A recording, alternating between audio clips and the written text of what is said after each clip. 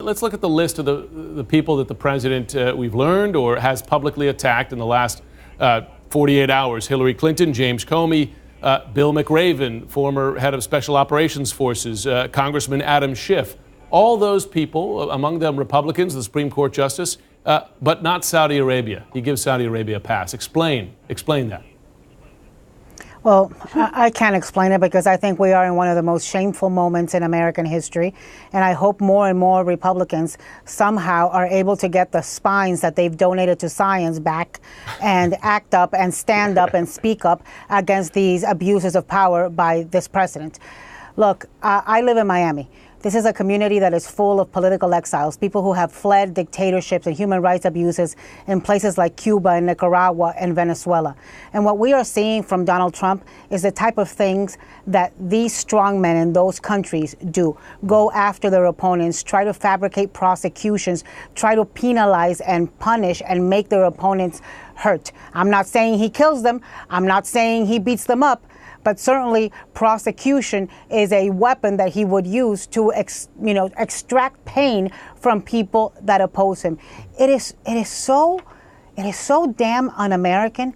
It just almost leaves me speechless that this could happen in America. And I remember when there was this issue during the Obama administration of where the IRS was going after some organizations that were conservative right-wing. And I remember the people in my party, the Congress people in my party, the leaders in my party, setting their hair on fire, speaking up and demanding answers. They must do the same thing right now, because if not, they will and are the biggest hypocrites we have seen in American history. But Bakari Sellers, Anna Navarro makes a point there about, here's Florida, a state that has experience with actual dictators, and yet the Democrats just lost two important statewide races in Florida. And I know that's certainly not the only issue Donald Trump, but clearly his name was looming over many voters' choices this election. Have the Democrats gotten the right alternative message, winning message, particularly as you look forward to 2020?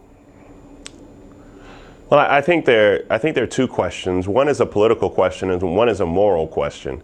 I mean, the moral question is the simple fact that Donald Trump has been tougher on Jim Acosta and Abby Phillip than he has on a dictator, a ruthless heir to a dictatorship who has murdered an American journalist. I mean, think about that. He's been tougher on Jim Acosta and Abby Phillip than the heir to the throne in Saudi Arabia. That's first. And so it's a moral question. I think that's a bipartisan moral question that Anna asked, which we all need to ask ourselves is, when are Republicans especially going to stand up and say enough is enough? And I think that we're actually giving the president of the United States slightly too much credit here. I don't think he's manipulating norms. I think he's flatly ignorant of them. I don't think he understands processes. I don't think he knows any better. I think he's, 70 years old plus, so we're not going to be able to teach it to him. But I just think he fundamentally doesn't know. Do Democrats have a message for that? I think Democrats do have a message. What we're coming off of is Democrats picking up 39, 40 seats in the United States House. We had a map that was not conducive in the United States Senate, and we had emotional ties to candidates such as Beto, Andrew, and Stacey, which lost. But now Democrats have to actually lead, and we cannot get in front of our skis, and we have to make sure that we show that we can lead and implement policy in the United States House of Representatives. That is the question that is yet to be answered. But I think this country has to answer, and I think Nina will agree with me, we have to answer a moral question first that's looming over this nation, black, white, Democrat, and Republican. Nina, Doug and I were talking about this before we came on the air, is how many Americans are driven by these kinds of moral questions, right? U.S. moral leadership, standing up for human rights, et cetera. In fact, there's probably many or not, hard to quantify, but have Democrats convinced Americans that these are key issues, that these are issues that they need to change for the sake of the country, not just for the sake of feeling good, but for the sake of the country's well-being? No, it's certainly a good point, Jim, and I definitely do agree with Bakari. The Democrats now that, my grandmother used to say, you got to pay the cost to be the boss. Sometimes you get what you ask for, too, right? Yeah. He got it from grandma. But I'll take your grandmother over here. But so sometimes you got to be careful what you ask for. Democrats do have the power in the House, and so they have to make a decision whether they're going to implement, investigate, or impeach, or a little of all of the above.